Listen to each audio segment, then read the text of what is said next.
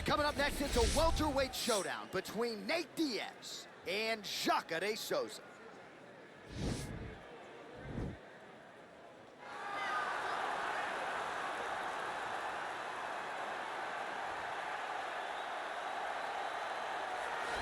All right, well, he's one of the more accomplished Brazilian Jiu-Jitsu practitioners in this division, DC, and I know how many chokes you have in your arsenal. Offensive Jiu-Jitsu, defensive Jiu-Jitsu, doesn't get much better than this guy. It doesn't get as high level in terms of the Jiu-Jitsu knowledge. He knows in every exchange that he's the guy that's processing things at a different level. From the armbar submissions that he has shown in the octagon to the beautiful guillotine chokes that he does over and over again. And don't think that he won't roll for a knee bar and get a submission. Right. It's just constant danger when you're in the jiu-jitsu with this guy. And even the high-level wrestlers that he's fought have paused to try to take him down because of that patented guillotine. It's so truly a case of pick your poison with this Brazilian jiu-jitsu practitioner.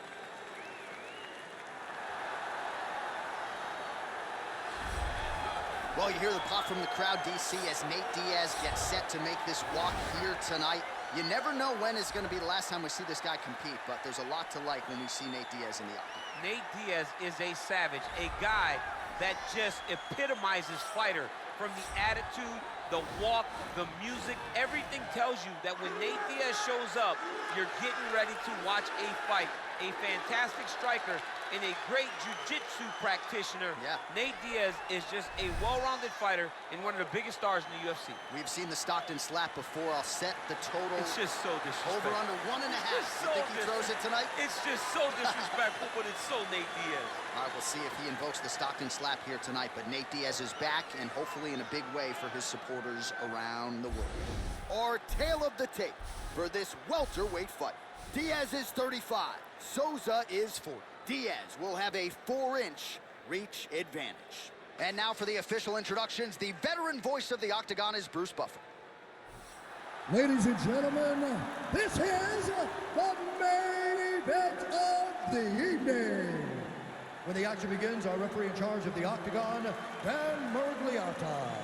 And now, this is the moment UFC fans around the world have been waiting for. Live from the T-Mobile Arena in Las Vegas, it's time! 5 rounds in the UFC welterweight division. Introducing first, fighting out of the blue corner. This man is a jiu-jitsu fighter holding a professional record of 26 wins, 10 losses, and 1 no contest. He stands 6 feet 1 inch tall, weighing in at 185 pounds. Fighting out of Rio de Janeiro, Brazil, Ronaldo Jacare Souza. And now introducing his opponent, fighting out of the red corner. This man is a jiu-jitsu fighter holding a professional record of 22 wins, 13 losses. He stands 6 feet tall, weighing in at 155 pounds. Fighting out of Stockton, California, he is an Ultimate Fighter season winner, Nate Diaz!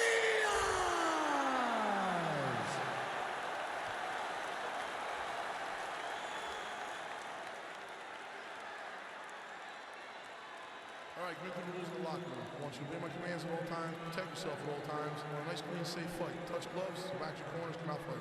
They touch him up, and we are underway.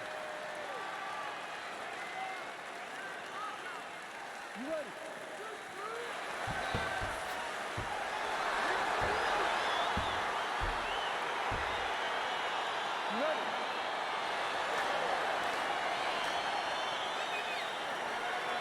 All right, folks, here we go with round 1. This is not the Eddie Bravo Invitational. This is the UFC. And 2 of the more decorated Brazilian Jiu-Jitsu black belts we have in this or any division. Yes, in any division. We've never seen guys that can really incorporate the jiu-jitsu into fighting as we've seen this two do.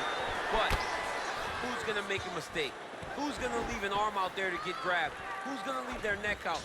Let's see when you put 2 great jiu-jitsu players together who can get their hand raised in the octagon. call. Really making good use of his reach advantage as he lands the straight punch there. Big punch lands over the top. How's he gonna follow this one?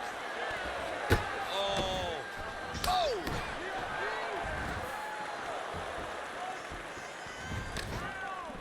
Nice connection there by Nate Diaz. Not a guy you want to let get going here on the feet, DC. No, because it's all downhill with Nate, right? It's the activity that will overwhelm his opponent, and this looks like the start of that. All right, he engages in a single collar tie.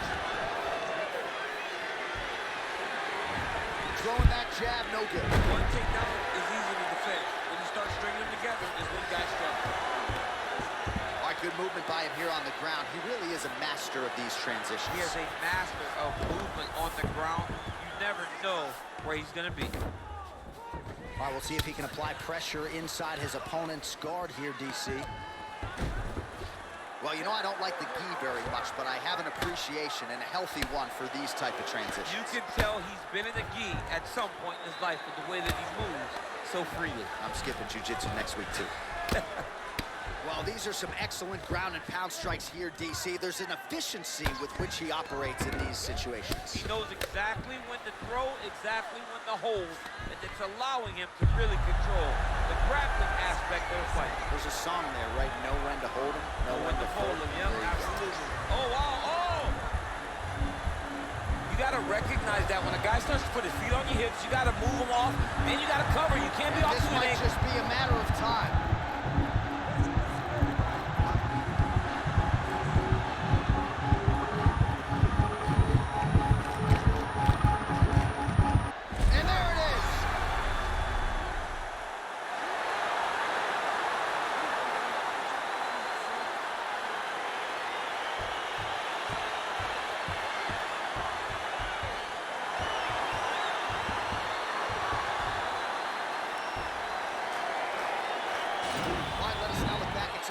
From that round, and there just aren't that many guys on this roster that can keep up this offensive wrestling pace over 15 or 25 minutes. But he's one of those guys. He is one of those guys that's able to continuously take you down even if you get up over and over.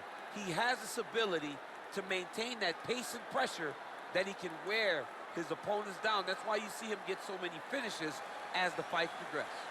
All right, let's take a look back at the replay as he gets it done by submission tonight, champ. I mean, you know, this guy has such a great submission game that you cannot lay in his guard. He's so skilled, he's so tricky, and he's so good at weaving a web that gets you lost in it that he made him pay for it tonight and got the submission victory. Ladies and gentlemen, referee Dan Bergliata has called a stop to this contest at 3 minutes, 56 seconds in the very first round. Declaring the winner by submission due to an armbar, the Jacare Souza. All right, so there he is, all smiles and rightfully so after he gets the job done by submission tonight. You told me off the air before the fight that he was going to submit him, and that's exactly what happened, man. I mean, you know, this guy has such a great submission game that you cannot lay in his guard. And his opponent is known to lay in the guard. He made him pay for it tonight and got the submission victory.